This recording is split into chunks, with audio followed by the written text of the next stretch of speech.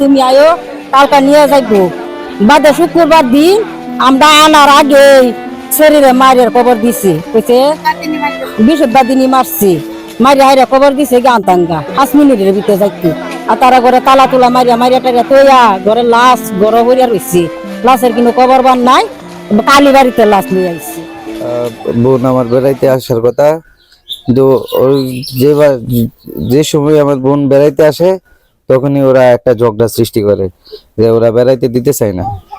কারণ ওই যে আমার বোন হইলো বড় বউ, ওদের ফ্যামিলিতে কাজ কাম আছে, ওরা চায় না যে আমার বোন এনে 2-4 দিন থাক। ওরা আমার বোনরে কাজ কাম করা।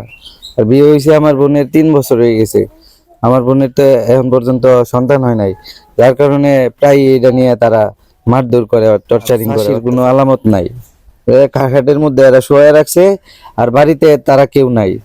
বাড়ি থেকে তালা মাইরা ওরা সবাই ভাগছে, মানে ওদের ফ্যামিলির কেউই পায় নাই। আমরা বাসায় যাই ওরা তালা মাইরা বাড়ি থেকে উদাও। আমার সুস্থ বিচার চাই, আমার বিচার চাই, বিচার দিন।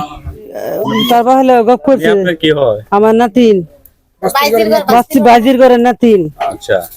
আমার বাজি আসার কথা শুক্রবার দিন আইব, বৃহস্পতিবার দিন আমার বাজির মারিয়া ফোন দিছে, মারা গেছে।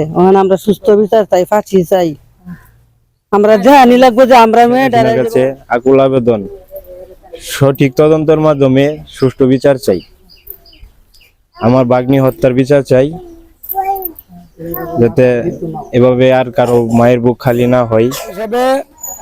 আমি আমার বাস্তির ঘরের নাতিন তাকে মৃত্যু মারছে, মারধর করে মারে ফেলাইছে এবং আমি সুষ্ঠু বিচার চাই শেখ হাসিনার কাছে।